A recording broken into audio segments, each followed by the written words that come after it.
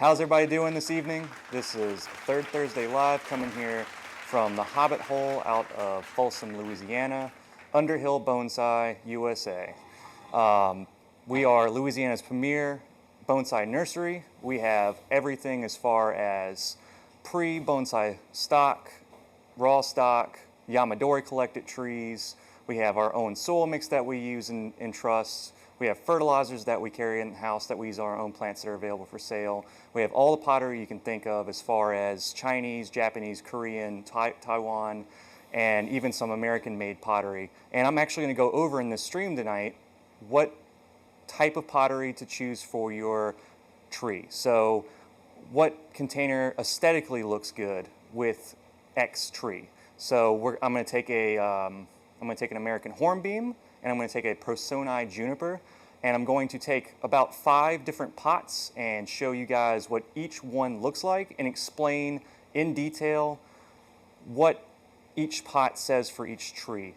And so I want to make sure that not only am I showing off the best parts of this tree aesthetically as far as the base, the line of the trunk, and also complement the bark or foliage textures, but also that the container is horticulturally sound for the plant in its time of development.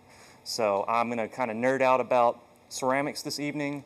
It's one of my favorite things. I actually was into ceramics pretty heavily right before I started doing bonsai professionally. So I was intending on being a professional bonsai potter just like Byron Myrick, but you know, the trees gave me a better opportunity, so I'm doing this.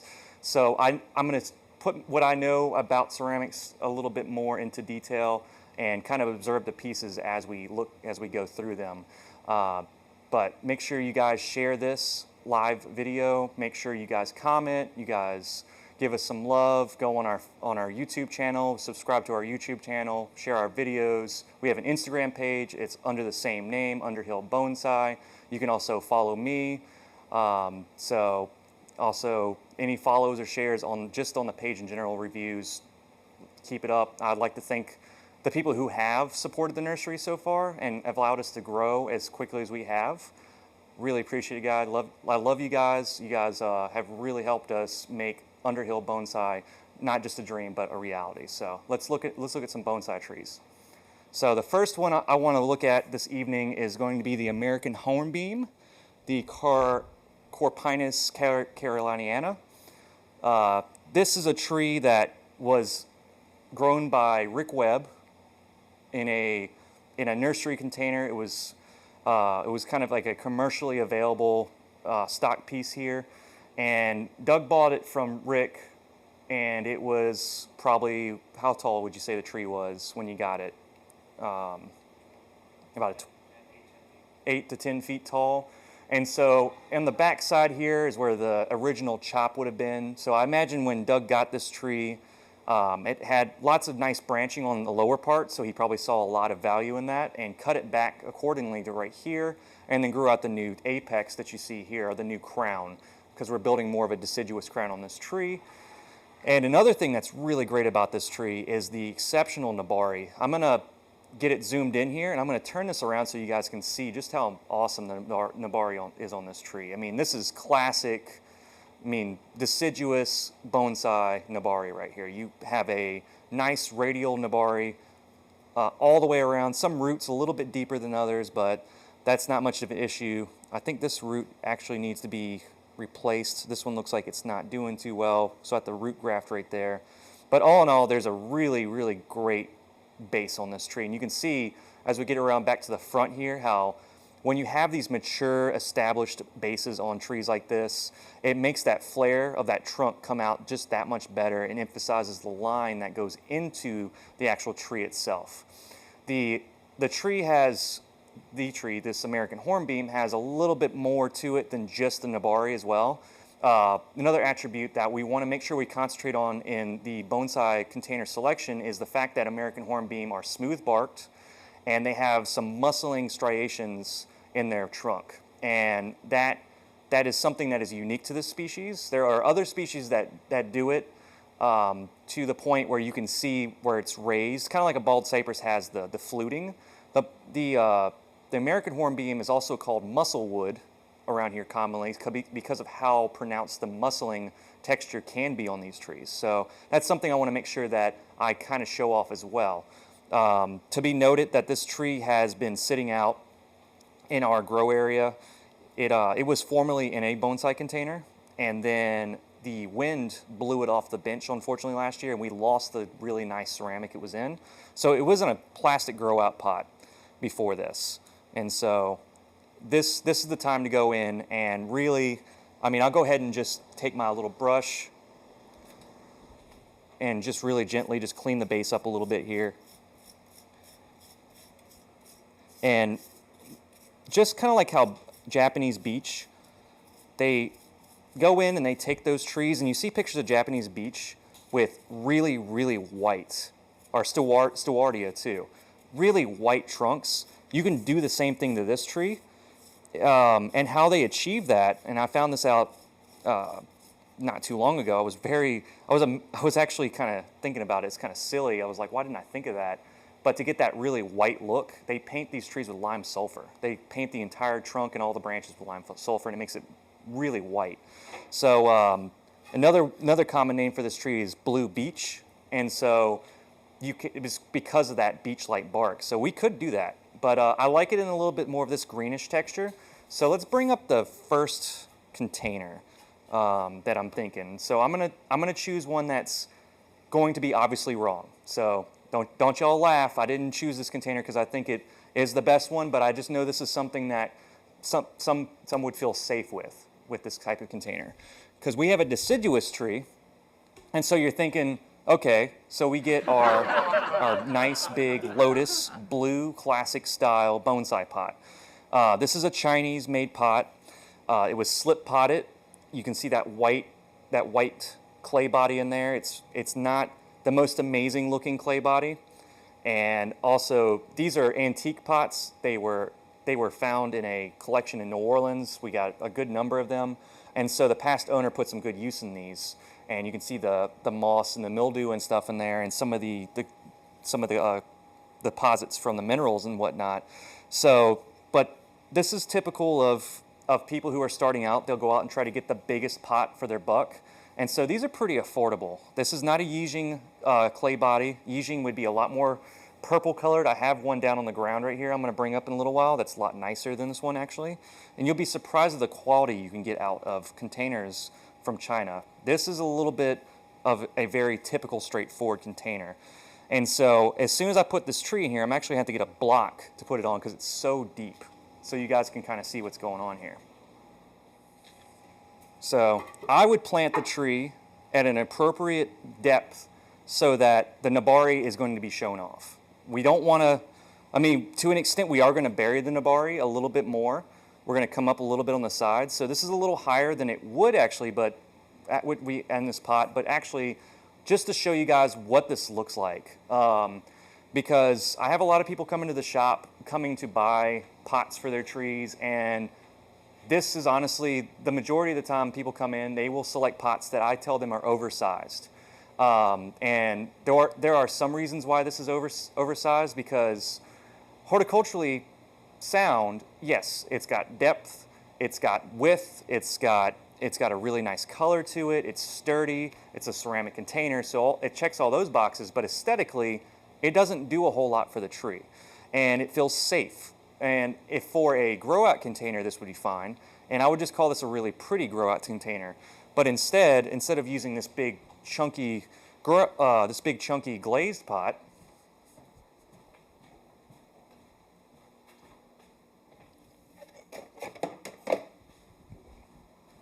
we could just much rather use a plastic training pot that's roughly about the same size and be a lot cheaper than this. This container here, in proportion, this would be more of a big, fat, sumo style crepe myrtle. And for me personally, being in Louisiana, seeing a lot of trees, the size and the caliber that would fit into this container that would be appropriate for it, this pot tells me like big fat crepe myrtle or big fat trident maple. For this, it's just not, it's not doing it. It's too deep. This tree is very slender and very tall, and its silhouette is very narrow. So let's try another pot that feels a little bit different and still not quite there.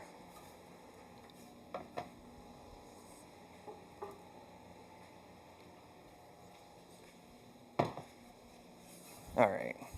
This is a Japanese. Here, I'm going to pull it around. This is a Japanese rectangle. It's a kind of an old school rectangle too. Very beautiful in design, very clean lines. It has a nice fat lip. And you can see this one has some good use on it too. On the bottom side here, it's difficult to see, but there's a maker's mark right here. And that's usually your really good indicator that you have a Japanese pot. Yeah, it's not going to come up very well on camera there because this thing, it's like no bigger than a penny, honestly. But it's there. It's a very light impression. And another thing that you can tell too is this was built to last. This is an old school style Japanese. It's got a lot of grog in it, so it's got a lot of heavy clay particle in it. So when you mix clays, potter's clay, it's normally refined, and the Japanese actually perfected clay and pottery in the process of using it. So this pot appears that it was, yeah, this one was definitely hand built. I can see it because, like the pot that we looked at last time for the big bald cypress that I did, I noticed that there was hand marks on the sides where they pulled the lip together. And you can see that where they pulled, and you can see the grog is more exposed in these areas because where they connected this lip. So that's one really great thing about Japanese ceramics that are handmade like this. They're so well made that you can barely tell. So I really like this pot a lot. It doesn't have a belly to it like the other pot did. When I say a belly, that means that the bottom of the pot, oh, that one's actually pretty flat. Let me see if I can find a bellied pot. Actually, none of the pots I pulled tonight do, but anyway, the container would have, you could actually hold it sideways like this and actually see it come out, or the other direction. Sometimes some containers go the other direction instead. So you can see this one's nice and flat, very, very nicely constructed, very symmetrical pot here. And so for this tree, we were just saying how too deep doesn't look right. So how about a little bit shallower? And when we say a little bit, this is pretty drastically more of a shallow container for this tree. And let's see, this other container is roughly about 5 inches deep, where this one, in the interior depth, is 1.5 inches at least. And so you can see I don't really have to do a whole lot of work here. All I have to do is put a layer of soil in there, put my wires, my tie-down wires, and just put the tree right into this container. And it looks proportional. It actually looks pretty good. It's because it's the correct soil depth, it's the correct width, and it's got good depth. It checks a lot of boxes on this one. But the glaze on this container does not really complement this tree. So usually with deciduous trees, you want to put them into a glazed container. Nothing overpowering, nothing like super shiny or just really straightforward. So usually you'll see a lot of deciduous trees in glazed containers, just like the one I had up here a second ago, like that kind of nice bluish color, because blue is one of the best complementary colors to the light green colors that deciduous trees tend to have. And also it has a little bit of in the fall, that blue color has a really, really nice like contrast, like a very sharp, nice contrast in the fall time. Whereas American hornbeam has like a reddish kind of fall color. So this pot would work. It has a very stoic, old school, very like old traditional Japanese. The tree is very traditional, old school Japanese. This could be a contender for the best pot for this tree, but I would just like to see a little bit more color. I don't like how masculine this pot feels, and the tree is not a very masculine tree. The tree is very tall, it's very slender, and it has very slight movement, and the muscling gives it that next feminine quality to it. And some might argue that the muscling is a masculine quality, but I find American hornbeam to be very feminine, especially deciduous trees with little to no scarring on the trunk. So this one's in the running. I like this pot, but I think there could be better. So I'm going to choose another shaped pot that's roughly the same, and it's going to be a little bit more spectacular in color. This is another Japanese handmade. This one's been hand thrown, and you can definitely tell by the way that the lip's been rolled inwards. And that's something that I don't really like to find with pottery, and I'm surprised that this Japanese container has a rolled in lip. That's one thing to keep in mind with pottery, is when you're putting your tree into a pot like this and the root system gets dense, you don't want to have to be struggling to get those roots from underneath that lip. And this lip is kind of sharp too. But you can tell it's got a really nice construction because they have a lot of attention to detail on this pot. Whereas with some pottery, you'll see that the glaze will run slightly when it comes off the side here, or it will go in, it will actually be inside of here deeper than it needs to be. And I washed this pot off recently, so it's just wet right here. But I mean, the glaze perfectly stops right at this edge. And another really unique feature of this pot is that there's a lot of iron in this glaze, and it looks almost like speckly kind of mold kind of growing on the inside of the glaze, but it actually, if you look very close into these speckles, they're shiny and you can actually see the metal deposits inside of the glaze. And it's right, I mean, the artist really wanted to emphasize this band across the bottom here, and it's just beautifully done. I think this is a top-notch Japanese. You can see the chop on this one a little bit better. I can see it in the light there when the reflection hits it. It's right there. If I turn it, oop, it's right there. You can see it, yeah. And so anytime you guys go looking for bonsai pottery at a local shop, or you go to someone's house and there's either a yard sale, or you know it's a bonsai person who's probably either getting out of it, or someone has a source to containers, turn the pot over, look at the clay body. This is a gorgeous clay body. It's nice and dark. It doesn't have a lot of grog in it, so it's not very like stony and rough. It's very smooth. Usually Japanese pottery has a bell sound to it. Very nice chime to it. I've heard better. This one has had the holes. Looks like the hole's been drilled out in it though. Maybe it was like after it was fired. But either way, this is a very lovely pot. So this is a round pot though. You notice the other ones I used, one was an oval. It was a big Lotus oval shape, and now the other one was a square. This one's a round. So let's see what happens here. And this is that high glaze color I was talking about. So we got the appropriate level as far as the depth of the pot goes. It's pretty good. The roots don't look that bad in there. But one thing about round pots is that I don't like using round pots a whole lot. It's because I can't show the dimensionality or the negative space on the sides that an oval or a wider pot would have. And sometimes a lot of people who are developing younger trees don't mind round pots because they tell me that they can just turn their pot whenever they're not sure about the front of the tree anymore. I like to be sure, so round containers are great, but they're more of either a bunjin, literati style type container. This one, I don't really know what the artist intended to do with this pot. Like, sometimes bonsai pottery is made for different purposes, where this one's a little bit confusing.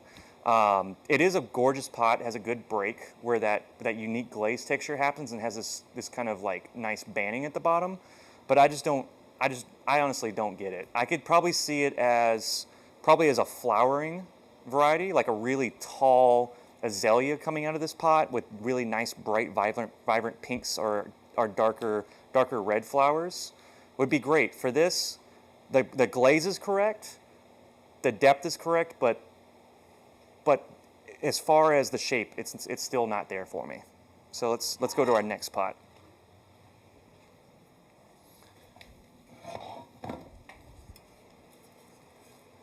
So I chose this one next because this is a very standard Chinese. This is a little bit more modern Chinese. Hear the difference between those two pots? That Japanese I just picked up and this one sounds like it's like a thud. It's just got that thuddy noise to it. The clay body is not nearly as fine or as good. And this is not a handmade pot. This is the first pot that I brought up here that was actually, well, no, the very first one was also the same way made. Something I didn't mention in the beginning was that this is slip pot. This was a mold, and this pot was, there was clay, there was slip, like clay slip. And well, it is basically liquid clay. And Doug can attest to this because he used to work in a ceramic studio where you have a bunch of molds, bunch of what are the molds made out of? Plaster molds.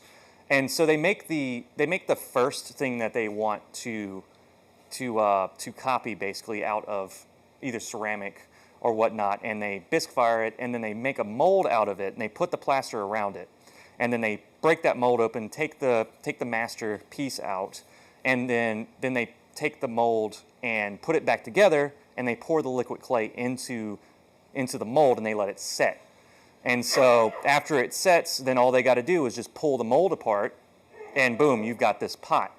Now it's still raw clay, but they got to fire it, and then they got to apply a glaze, and you can see the glaze goes inside of the pot here just a little bit, and that's just to cover the clay body. So when you do put your tree in there, you don't see that whitish clay body on the pot. But the one thing that's lacking with this pot is the fact that the feet are very, very obvious. It's such a light clay body that it's almost distracting.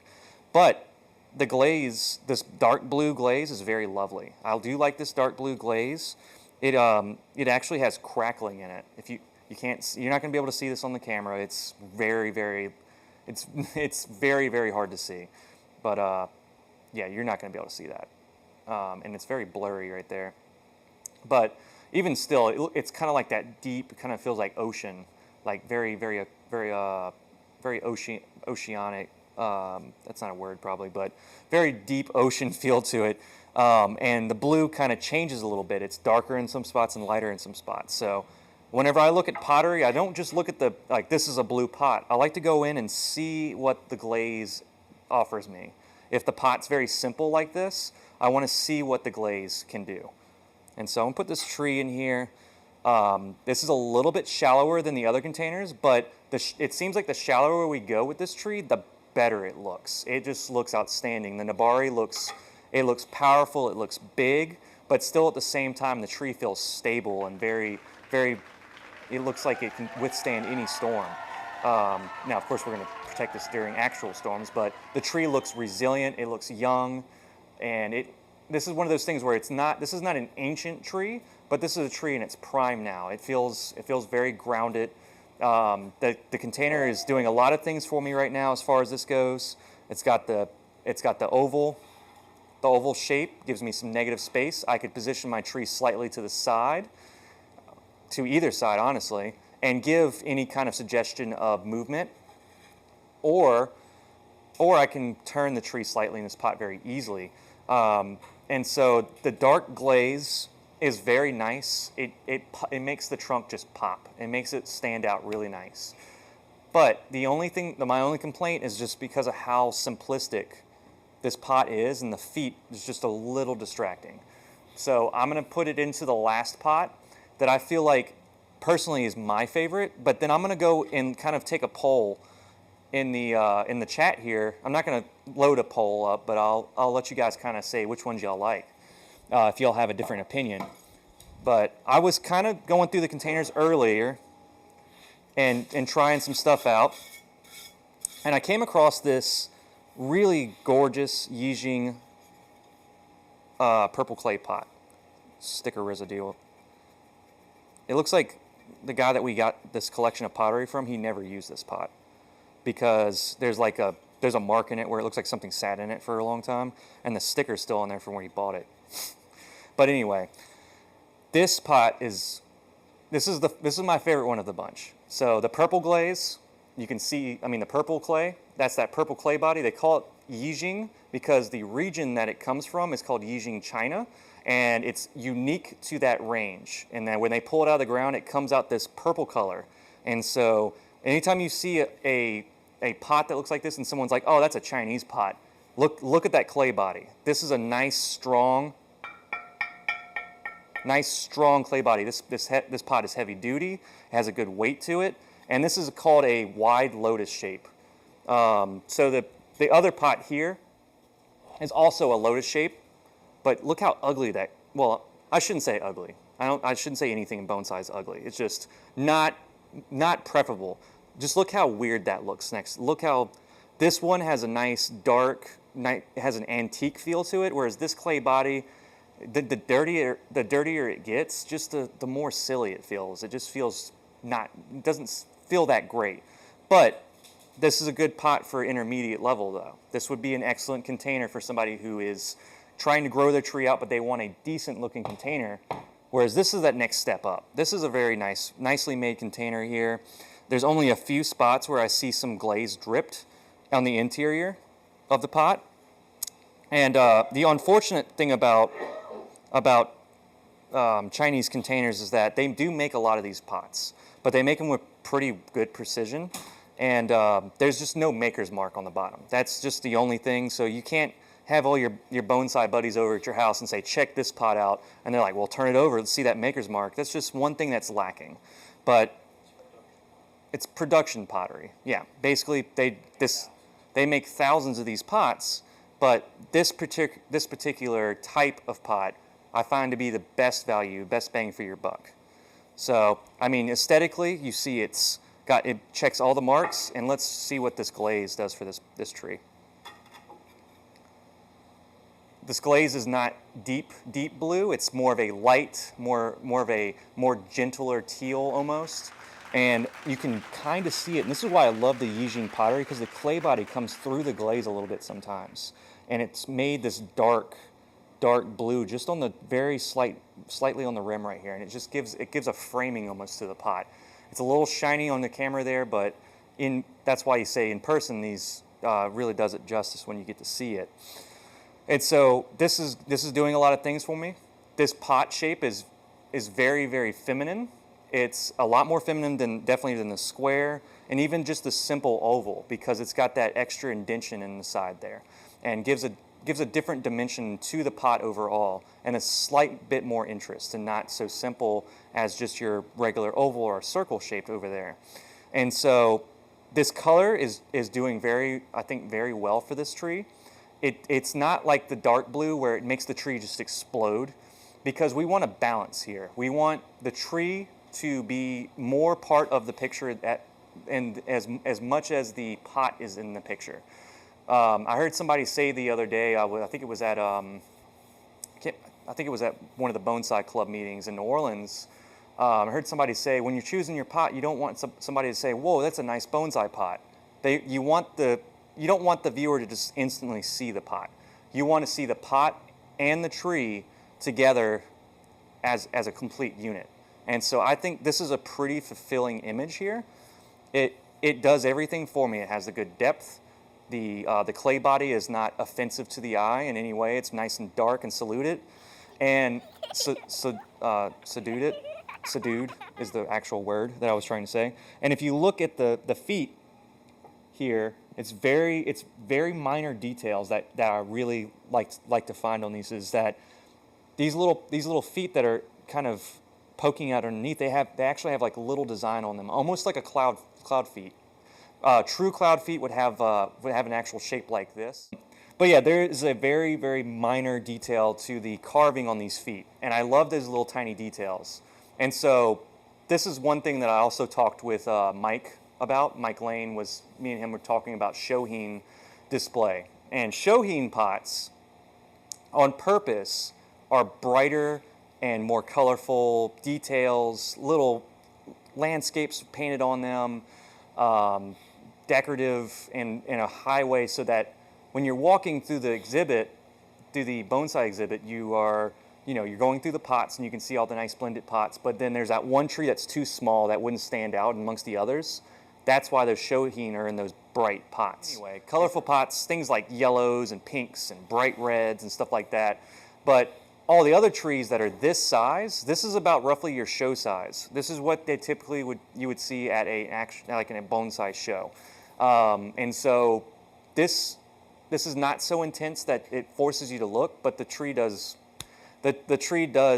have that initial draw. The line is very strong, the container is deep, but I think this fits pretty well because I like all the complementary stuff going on here, because I think that not only does this glaze complement you can see the green leaves starting to emerge on this tree now, but not only does it complement the glaze, but also that red won't be so sharp, like the dark blue will be so sharp it'll feel kind of ridiculous and too bright, where this is a little bit more subdued. You don't want your bonsai to feel like they're literally on fire or electric when they're in fall, but you want to have that really pleasant ease feel to it whenever you start choosing colors for your containers. So you think it's either the dark blue or the Lotus?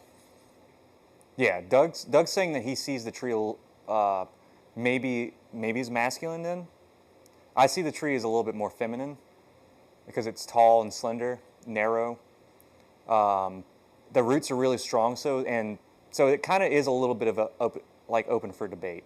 So Doug's making his point about how he would go with this pot because it makes more of a statement. It gives a sharper contrast to the tree as a whole, and so it makes the tree really stand out. Where I was up in the debate saying that I don't like my trees to be that overpowering of an image. I want them to I want the whole image to kind of represent its own, so that you're not walking down and this tree is just so bright that it's the only one that gets your attention. So Doug said the point of the discussion here is that there is no right answer to this, because in all honesty, this is all aesthetic. This is the art part of bonsai. This is the first time on the stream that I've come up here and haven't had to do something like horticulturally, acrobatic, like pull a tree out of a pot, trim the roots, or bend branches, or carve something. Or this is the first time I get to sit here and actually enjoy why we do this. So, but yeah, it sounds like it's 3-1. I say teal. Joel says teal. Josh says teal. And Trent and Doug are kind of on the dark blue, unless somebody chimes in and says dark blue, and we tie it up here, then we're going to have some kind of death match or something. But I think I'm just going to go with the teal so that nobody has to fight. So, but it is Doug's tree. He has to put that out there that, yes, the vast majority of these trees are your trees. So, yeah. And Trent's saying that the feet are very, very offensive feeling on the blue, the dark blue, and that was something I was talking about, and I was going over, and that's why with this pot I like the feet on this one better, because they're darker, the clay body's richer, and it looks antique. It already feels older, and of course there's not a lot of patina on this pot, but there are solutions to that. Don Ketting told me a nice little trick: armor etch. It comes in a little white bottle. It's for etching glass.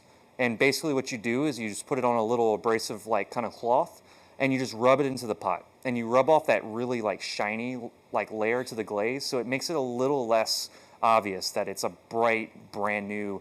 It gives you that, it cuts down on that. You can see on the lights here in the camera how shiny this is, but it kind of mutes it a little bit. And that's old school versus new school kind of glazing on bonsai containers. And so earlier, 80s, 90s, people wanted bright glazes. They wanted their pots to stand out. Whereas now, potters like Byron Myrick, Sarah Rayner, and a few other ones that I'm forgetting right now. I don't want to say Jonathan Cross because he's making pieces of art out of his containers. But Sarah Rayner and Byron Myrick are using very, very muted glazed pots. I'm putting screens in this. That's why I'm doing this right here. But yeah, the old school way would have been kind of like these containers here. Bright, nice, strong colors, but they can be modified in a way. And I know the armor etch sounds a little rough, why would I do that to my container? But I mean, part of the reason why we do this is to get wabi-sabi out of this, and wabi-sabi is something that is very hard to achieve without time. So yes, this container will eventually have that wabi-sabi feel to it, but there was a container that one of Doug's oldest bald cypresses were in that I switched over to a really nice deep blue shallow container. But that pot was 20 years old.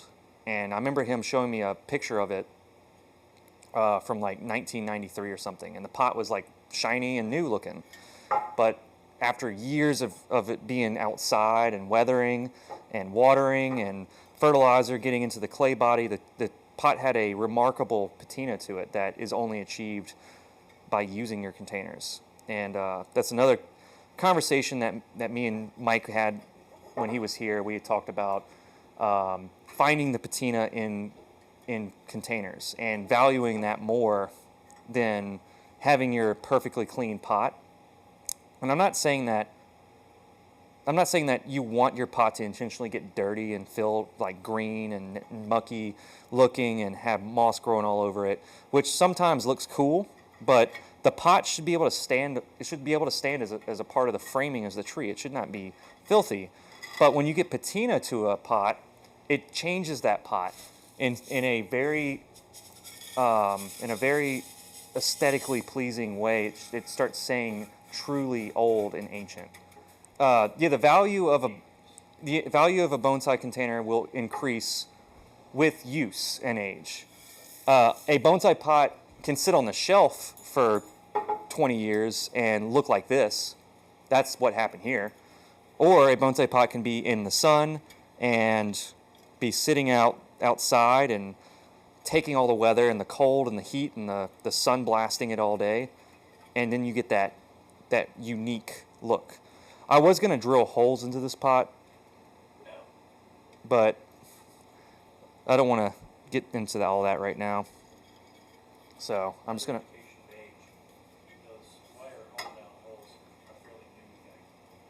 Yeah, getting the wire holes in a container too is a new age thing with Doug saying, like, this is straightforward where the holes are there's just 3 drainage, but thank God there's drainage holes in this thing. Sometimes I'll pick them up and I'll on some pots and the drainage hole will be like about as brown as like if you just took a pencil and poked through there. I've seen some really weird designs for older pots like this.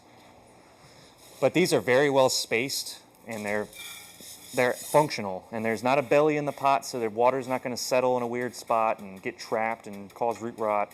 And that's another important reason why those tie down holes are a good thing, because they let that excess water come out. So let's go in here and choose how the tree's going to sit. Do I need to put a cone in there? Yeah, I need to put a cone in there.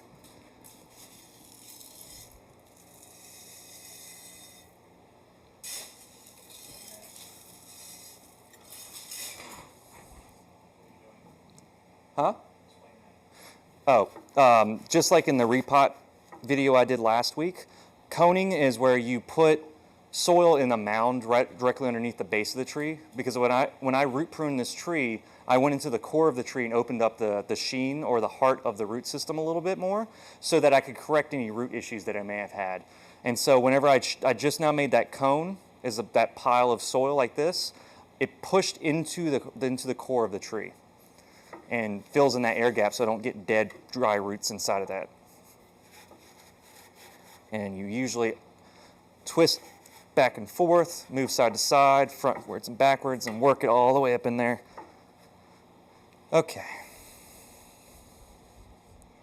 So I'm going to chopstick in here. I'm going to use a fine chopstick. Tuck this soil.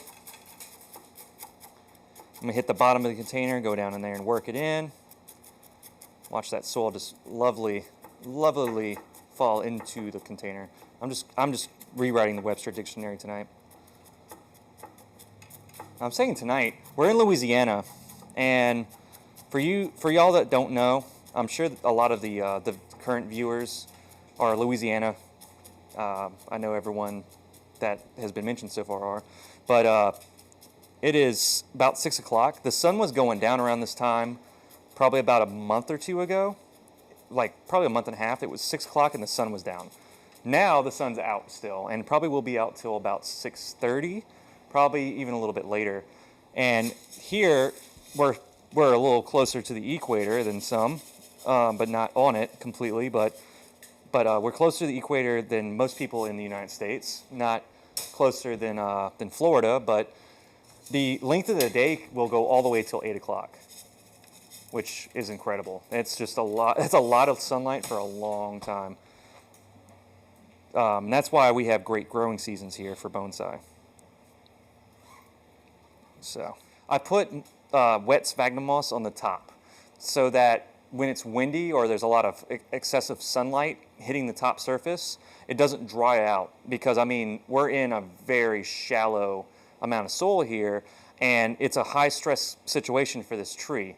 And so I don't want to stress it any more than I just did. I just repotted it, trimmed the roots, and then I put it in a shallow container. The next thing I want to do is put it in the sun and allow it to dry out all day. So yeah, the moss not only is a good barrier for that and is better moisture retention on the surface and doesn't have any, you're not gonna have any dieback issues of finer branches after repot, but also the spores will introduce into the soil and give you a moss layer quicker and faster, which will also protect you during the summer. And I'm not going to say that in like 2 months this is going to be covered in moss, but in about a year or two you're going to have a nice mat of moss up here. So I'm very happy with this now. This tree looks really, really fabulous in this pot, and let's move on to the next one. Our next tree is a Persone or Personi juniper. It's a type of Chinese juniper. These were little junipers that Doug bought back when the nursery initially opened, and he had a good number of them, and they were planted into these nursery containers, like round nursery containers, for a long time, and just allowed to just grow out in the soil that we have. And they responded really, really well to the soil. Oh, let me get out of the way so that you can see the tree in better detail. They responded to the soil really well, and grew out really nice little finger-sized trunks on them. And I went through and I took some of the trees that I found that had good lines in the trunks and had some interesting movement, and I went through and wired out and made nice little, I call them desert style trees. And this tree here is nice and low. It's Shohin size, so this is a Shohin size juniper. Unfortunately, the foliage is very coarse and very big on this tree right now because it's pushing buds really strong. And junipers, when they push buds, they have this tendency to open up and look like a needle juniper all the time. And needle junipers have this look where their spines are completely out and active looking, and they're like this. It's a solar panel. So juvenile, young, that juvenile growth is wide open. It's gathering up as much light as it possibly can because junipers function completely off of their foliage. You could have a really poor soil situation with a juniper, but as long as the foliage is nice and dark green and full, then the tree is in a very good state. I found the Personi to be a decent little species.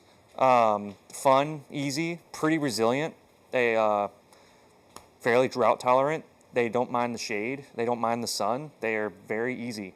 So starting off, I'm going to choose what I called earlier when I picked it up. I said, I want the most contrived and silly feeling pot for this tree that I can find. Let's zoom it back out. So I got this blue Yijing pot. This is another purple clay pot. This is a little bit more recent in production, but you can see what I mean by the pot here has, just like the other one, I said the clay body is so dark that it actually comes through the glaze. You can see it on the edges here. It's a nice color. It's got a very, very outstanding look to it. Like it says, look at this vibrant blue. Even the feet are glazed over. I mean, they went through the whole thing here. Nice banding at the bottom, has a nice break, and the feet are glazed over. The clay body is nice and dark. It's got tie-down holes inside the feet. This is a very current, very up-to-date made pot here. So let's see what our little juniper looks like in it.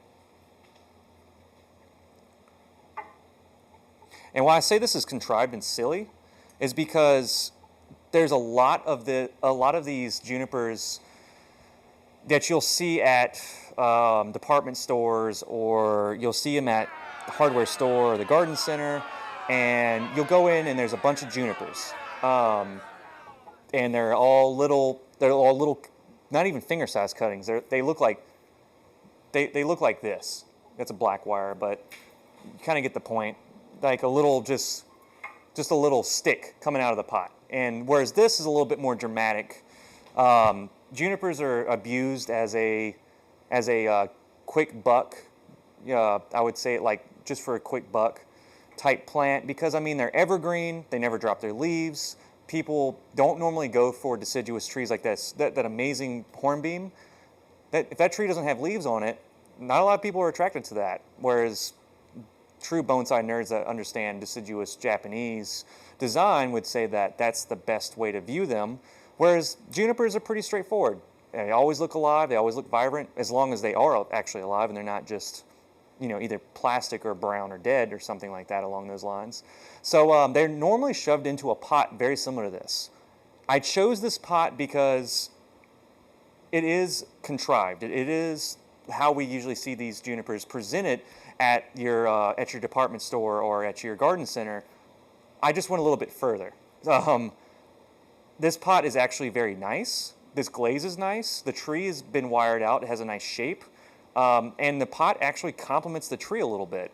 But it feels a little silly just because we're on a higher level of bonsai here than just like the hobby store down the road. But we're practicing bonsai on a much more thoughtful, much more, we're thinking about colors and textures and proportions and depth of the container versus the tree's height and all that. And this hits a lot of marks for me, but it's just, I remember whenever I first got into bonsai, that's how this makes me feel. But it's not bad. It's not terrible, but honestly, the one thing we have to remember with conifers is that they look best in either unglazed containers or extremely muted glazes. Not extremely, but like so muted that you can hardly tell that it's like green or blue or purple or orange or red or whatever. This is just too blue. So made me think of Liar Liar with the pen is blue. But yeah, this is blue, royal blue. So let's go to the next pot. We have to think a little bit more about how we present our trees, because for some, buying a bonsai tree down at the department store or down at the garden center is like a very fleeting thing. They're just like, this is cool. They may or may not like run with it like some other people that I've known recently. I've met some really great people that have gotten into bonsai recently, and they've just gone 0 to 100, and it's beautiful because that's how I did it. I mean, I had one tree, and then I had 20 trees, and then I had 50, and then I had 100, and then I work at a bonsai nursery. It feels like it just escalated. So, but for people who are taking a little bit more serious, like us, we want to make sure that we're paying a lot of attention, because we're going to have these trees hopefully for a very long time. And choosing things like a container, I've had trees reside in a container that I've chosen for like 5 to 7 years, depending on just how it made me feel. And sometimes we go through and we change the container again. We might change from one container back to the other one again. It's debatable. Oh, but this container here, this one's got some calcium buildup from hard watering at the bottom here. So don't disregard that white on the bottom there. But this is a dark. It's obviously been used. It's still got the screen in the bottom, but it's a dark clay body. It's more than likely Yijing. It's a little calcinated for me to tell, but I'm pretty sure it is. I chose this one because it's glazed. It's not nearly as bright as the blue, and it's not as silly feeling as the blue, but it's this like nice dark green with a brown rim, and so it's not a terrible pot. And when you put the tree into it, it's Shohin size appropriate. When you put the tree into it, it doesn't feel silly, but we're still doing we're still breaking one of the rules, is that you're supposed to put conifers into unglazed containers. And just like we were talking about earlier about how the hornbeam, the colors for the teal pot complement the colors of the leaves and the bark, and the fall color should look pretty good in it. It's not going to be so loud that that it feels abrasive and blinding in a way, but the pot is complementing the tree in the same way that there's truly balance that comes to the composition. The reason why they usually choose brown for these types of trees is that since it's an evergreen tree and is always green, brown is the most consistent contrast with that evergreen color. It's always going to look good. It's always going to be muted feeling. It's not going to be overpowering. And another thing is that traditionally, pines and junipers were always put on glazed containers. That's like the Japanese way. So there are some new school things where people put pines into colored containers. This container here, I chose it because it does have a nice glaze. It does look very nice with the tree. I think it suggests the wrong environment. And so that's one other thing too, is when you choose a container, it can suggest just different environments that the tree exists in. And I think it suggests the wrong environment that I'm trying to show with this tree. I have a broad crown. The tree is kind of low and flat and down to the ground kind of feel to it, because I based a lot of these Personi juniper designs off of after when I came back from New Mexico, and I saw a bunch of trees that looked like this. So I was kind of caught up in that, how styling these trees. I just did this flat and low design, and I made sure that there was a nice sweeping line and some deadwood. And the deadwood's not part of the trunk, but the deadwood is like a pre-existing trunk or branch that came out to the other end. And so it's just not saying the desert that I want. It's a little bit more just, we're in a forest kind of feel. It has a lush kind of like really, really rich environment feel to this pot. And I just don't think that, my stand just dropped a little bit. I just don't think that it's appropriate also for junipers to be in these type of containers, unless the container is outstanding in texture and glaze, and it's a very dark matte look to it, because junipers also are mountain or arid desert trees. You should always have that rich brown earth color with them. This just doesn't feel 100% natural. It doesn't look terrible, but it still feels decent. So let's move on to the classic style containers. So here's the super classic, straightforward, old school Japanese rectangle. This is the one you see when you pick up that first bonsai book in the library, and you see the tree on the cover, and it's a little juniper, and it does this, whoop, and it does like that S curve, and it's in one of these pots. Or sometimes it's in the depth of the container. It's probably ridiculous. But this one, I know it's Japanese because it's got a really awesome maker's mark on the bottom. It's got 3 kanji characters in a row, kind of lined up right between the 2 feet right here. Also, as noted by Doug, that's just a sticker mark right there, but right there between those feet, that's where the maker's mark is. And the only thing that I don't like about this pot is that it was slip potted. So even though it's Japanese made, sometimes you'll find slip potted Japanese pots, and it bellies in a little bit. You see that? It's like concave on the bottom, which is not that great of a thing, because that means there's going to be water traps on the side here.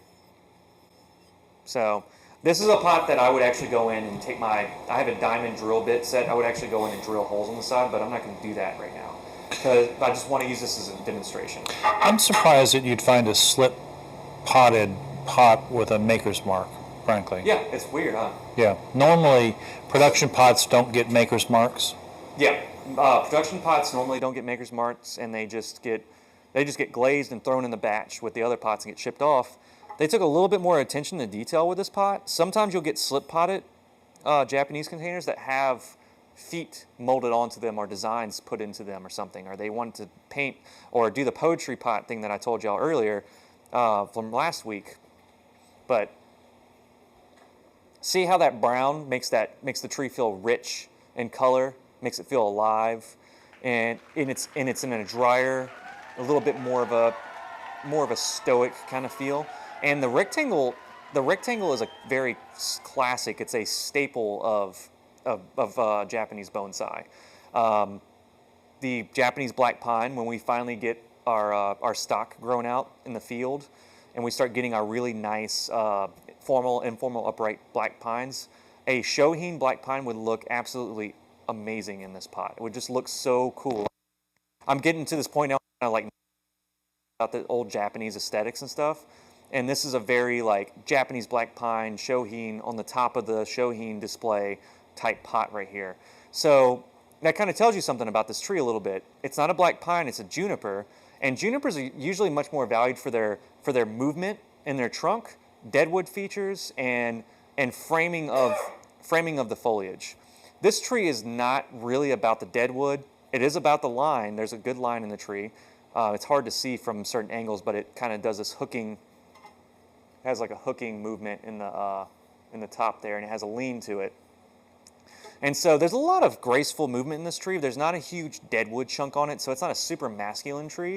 It has a lot more flow to it, and it has a lot more suggestion of being either like hilltop side or off of a foothill, off of a flat plateau, on the side of something. So this is really like Japanese black pine aesthetic, but the tree is not Japanese black pine design or complete feel for it. So it's not like sturdy king of the bonsai of Japanese bonsai. This is the king of the Japanese bonsai pot, but this guy is not the Japanese black pine that it should be for this container.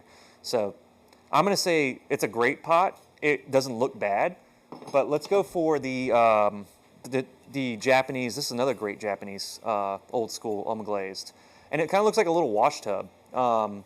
It's got the really nice pronounced lip that comes off the side. It has very nice little feet that are much more obvious than the rectangle. The rectangle is so strong and sharp, but on this round pot, the feet kind of come out to the sides a little bit more, and that's something you'll notice on ovals more than rectangles. And this has a very obvious handmade quality to it. Not only are the holes off, they're not like perfectly centered, but you can see where they worked the clay with their fingers in here. And there's some good use out of this pot. And then the maker's mark is right where it was on the other pot, which is right here. And there's old chalking on here. Somebody wrote on here to probably the price. It looks like it said something around $90.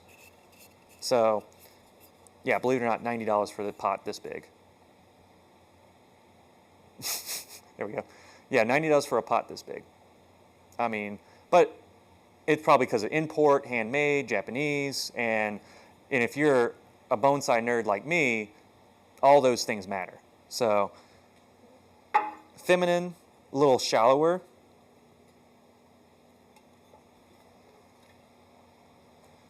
A little bit more interesting. Definitely gives the tree some flow. So like with this tree here, I could move it to one side like this into this container because it's wider on the sides. It doesn't have the depth that the other one does. You think that's too far? Yeah. So that feels pretty good. Look at the flow on that. All this negative space right here goes off to the side, and this deadwood says this is not where the tree needs to be anymore. This is obviously the most resistance. This is the path of least resistance going this way, and so it gives a good flow to it, and the unglazed look to it gives it a good amount of interest. And so this tree stands out very well against the black backdrop here with the brown and the green, and I think this is the best pot thus far. But I have one more pot by Chuck Eicher that I think is going to kind of throw things a little bit here. And this is a round, and this is going against everything I just talked about with junipers and pines and the conifer sense, and it's a little bit shallower than you regularly would think for a juniper. If you zoom in there, this clay body is super white. Chuck Eicher is known for using a whiter clay body on most of his pieces. I'm not really sure why, but that's just something that he does. Now, something that you should note about this is that this clay body is slightly scorched looking. That's something. So like that's something that rings home for me. Is like when I said earlier, there's like little minute details that set off a piece for me, and that's just something that if you look close, you can see it on the edge of the rim of the bottom of this foot right here. There's a scorched look to it. It's because of the firing technique he used too. So the clay body is not so white that it's blaring white, but it has a kind of a scorched look, like darker brownish color, and it's also because this technique that he used on the exterior of this container, I don't know if it's very easy to see here, but there you go. This is called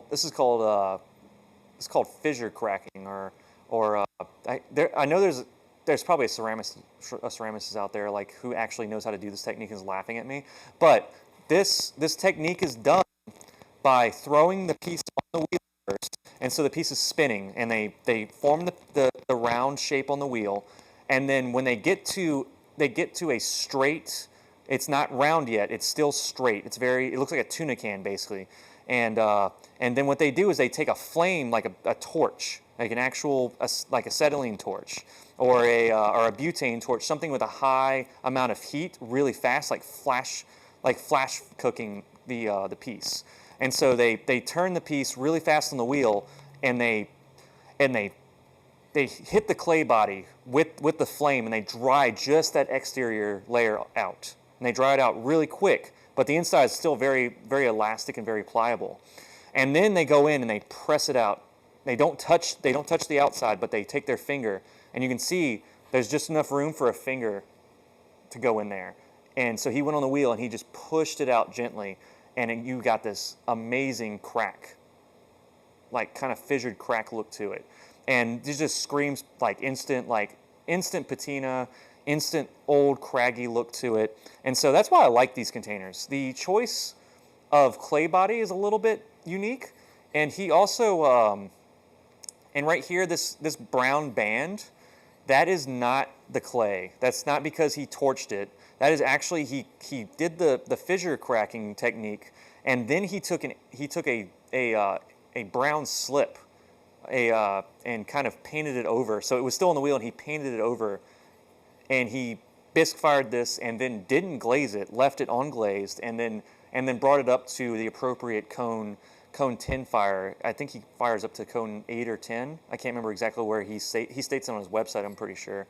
If you're not familiar with Chuck Eicher, you can find him Chuck Eicher Pottery. I think he's eicherpottery.com, or just Google Chuck Eicher Bonsai Pottery, and you'll pull up his site. He's got really great stuff. I've been buying his pots for a long time. He makes a lot of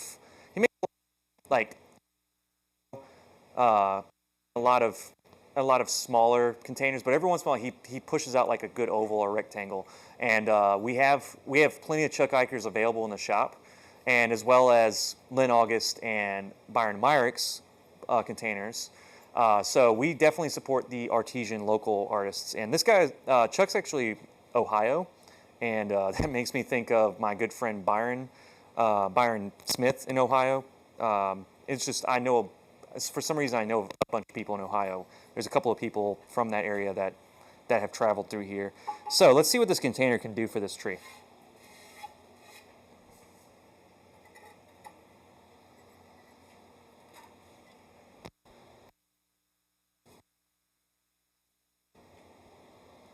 I personally think this tree looks very, very, now environmental, the way I designed this tree, the intention that I had with this design, the way the species looks with the white crackling. And I think on camera it's a little brighter just because of the camera, but it's a little bit more darker than it appears on the stream there. But I think personally that this container screams New Mexico desert. It looks really rugged.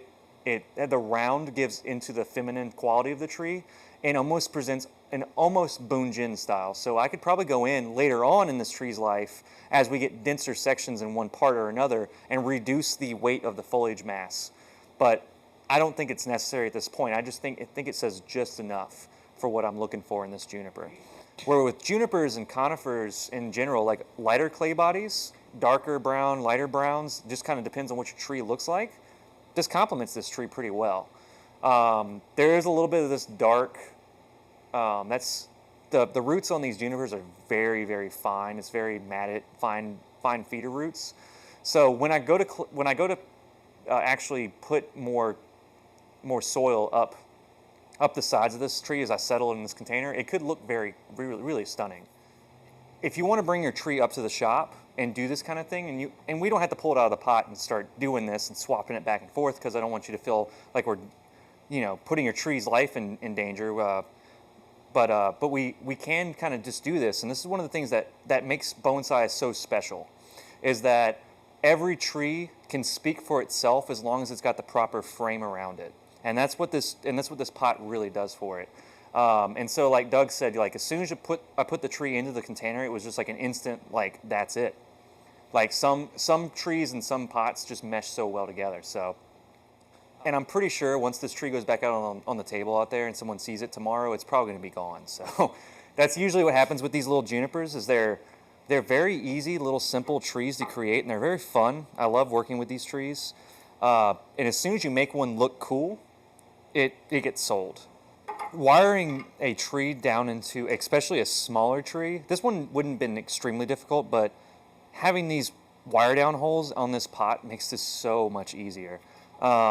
And so if I had to come through the center hole, I would be scared of like pulling the drainage screen out at the same time. So another thing too, I want to kind of observe a little bit, is that when you have round containers, sometimes the artist will go through and do certain aspects with the pot that suggest feet. So there's a round foot on this, but there's an area where you can see he took his pinky, his smaller finger, and pushed up gently on the bottom and made feet. And I always tell everybody right before we're about to plant a round pot is that you can put a foot forward or you can put 2 feet out, and it changes the feel. I think 2 feet out makes it feel more of a established singular tree design instead of a accent container. The horticultural use of a footed pot, is purely drainage. And that's when you know that somebody is good at their craft, is whenever they take a part of a container like that and they know it's functional, but then they give it that extra finesse, like pizzazz or whatever you want to call it. And a lot of people think like juniper, like super drought tolerant plant, but actually they do love water. They are a plant. They are thirsty, and they will grow out in the mountains and deserts and stuff. And it's not because they want to, it's because there's nothing else out there in competition with them. It's like the bald cypress in the swamp. There's just no competition. So odd as well, I'm the only thing that can survive out here.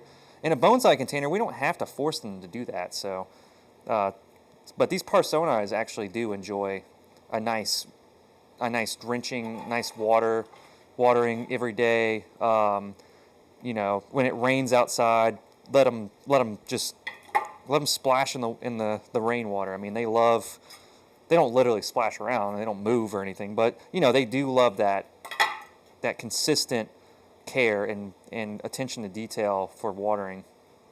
Like what we're asking of these trees in these containers, we're asking a lot out of a living plant. It's just like squeezing somebody down into a small tucked in space, and it's like being in a box and someone just throws you food every once in a while. I mean, trees normally, like when they're out in nature, the roots grow and wander and find nutrients, water wherever it needs to go. And that's why root systems grow long and vast, and trees get wide and big, and all this other stuff. And this, we're trying to capture like the essence of nature, or whatever else you want to call it. But we're doing it in such confined space, and we want to be able to like hold it. And actually, if I were to display this tree, I would make sure to use a scroll or some kind of accenting back piece that was bright blue, because of Southwest, the sky is always that really clear light blue color. And if it's ever cloudy, it's not much, because you can see. I mean, y'all, if y'all haven't been to New Mexico or to Arizona, you need to go. The sky is so wide open, it's unbelievable feeling. Like here. But yeah, I feel like this tree speaks that environment a little bit more, and that style that I was talking about, the southeast, the way that the container was made, it looks like a southwestern container, kind of Indian look to it. I think it's great. So the moss is very temporary.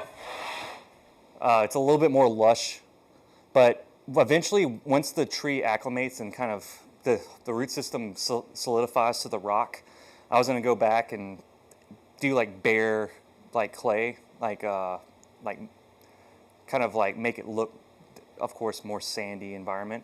But I put this tree onto this stone, and this is another one of those junipers I did in that style. And this Parsonia is in such good shape. It's so happy right now that it's got little flowers on it. Junipers, some species of juniper make these little yellow flower-looking kind of bodies, like fruiting bodies that kind of just, they drape over to the side and just sag down. And you can see this thing is, it's covered in it. It's not very easy to see, but it's a very minute detail.